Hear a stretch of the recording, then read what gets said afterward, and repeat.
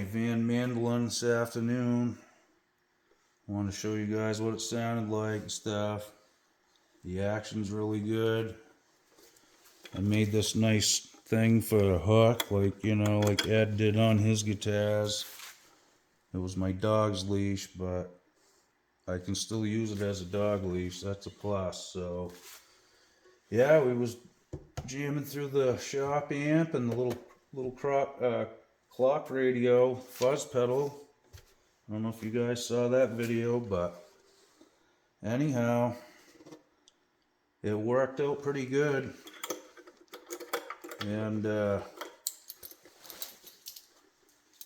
you guys ever want to build one, it's pretty easy to do and they sound pretty good, even clean.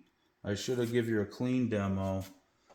I'm sure it'll get played a lot. It's hard to walk by it and not want to pick it up and play it. It really is.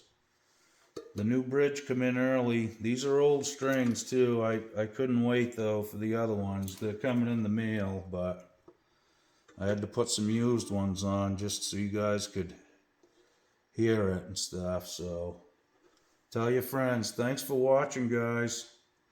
Took me a week. I've been working really hard on it, but it all paid off in the end.